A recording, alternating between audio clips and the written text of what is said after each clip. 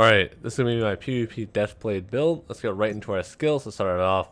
We're going to start off with Spin Cutter here, since this is going to be the only ability in the build that uses one skill point. So Swift Fingers here is what you want to get for the extra attack speed. Our next skill is going to be Surprise Attack. This is going to be our CC / movement ability for wide angle, expo mobility, and trailing sword is what you're going to want to get.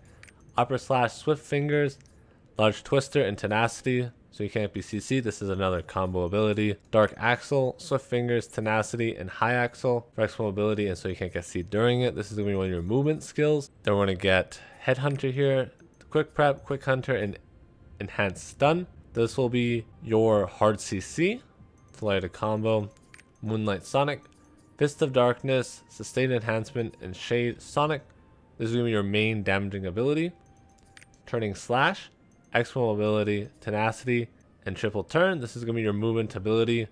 Once again, that prevents you from getting CC since it gives you tenacity. Void Strike, Swift Fingers, Fist of Darkness, and Dark Explosion. This is going to be another combo ability.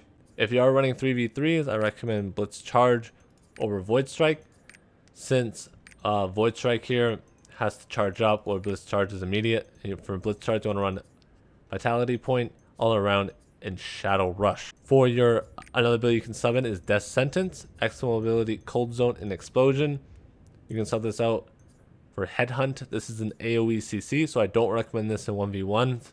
But in 3v3s, this definitely can come in handy as a zoning tool, since it leaves behind a cold zone and it gives you a nice knockout and it can peel for your team. For your Awakening skill, you want to get Flash Blink here to allow you to do the most damage. These are the stats I run in PvP, if you are wondering. Alright, now I want to explain the mechanics and the combos I've learned so far. I just started playing the game, so I don't know everything, but I will share the knowledge that I have learned. For our basic combo, you start off with Dark Axle here to gap close, into Upper Slash, into Headhunter for the stun, into Void Strike, into your Moon Sonic ability here. So that's your most basic bread and butter combo so far. You can combo Void Strike here with Upper Slash, but the problem with that is this is not the easiest combo to land, since if you miss it by half a second, they'll hit the ground and they'll roll immediately, and then you lose all your damage. So Upper Slash into Headhunter is a lot easier to execute in my opinion. It's a very consistent. I almost never miss it. I still miss Void Strike, Upper Slash quite a bit, since if you miss it by a second, they can have a chance to roll away, so you have to make sure you do that relatively perfectly. So I recommend just learning the Headhunter first, since it's a lot easier combo to execute, and then you use Void Strike afterwards to keep them up in the air to allow you to channel a full Moonlight Sonic. Another combo you can do if your abilities are on cooldowns is you can go into an Upper Slash here, into an S for another knockup, then into a stun, and then into a Moon Sonic. It does less damage than the other combo. You can also use Turning Slash here, into a stun, into a Void Strike, into a Moon Sonic. That's another way to do it.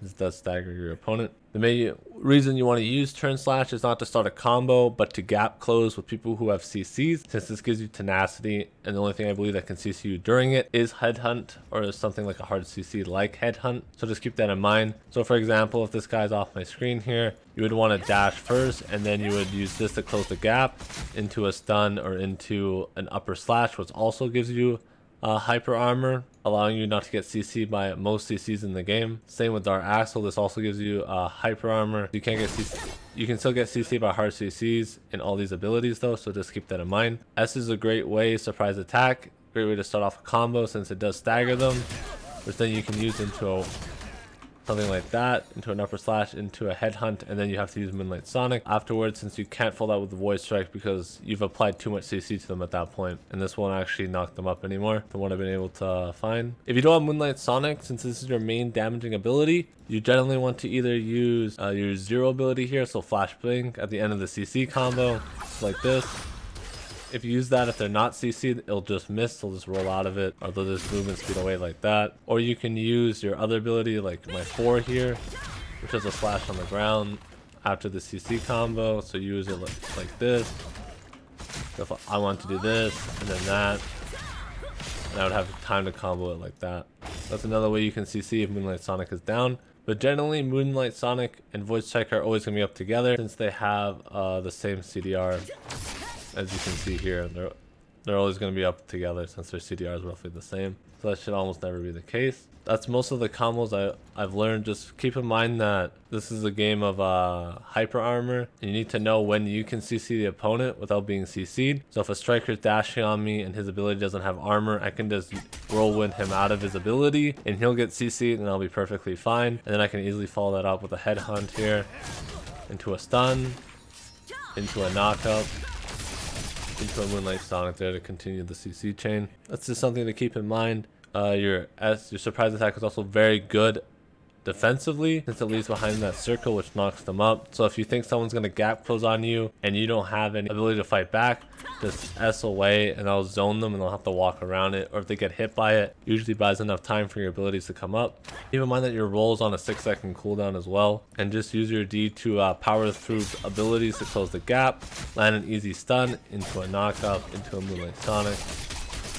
Just stuff like that to keep in mind when you're playing the class. I will have some PvP gameplay at the end of this video. If you guys did enjoy this or found this helpful, it would mean a lot to me if you hit that like button and subscribe. So without further ado, let's get right into that PvP gameplay.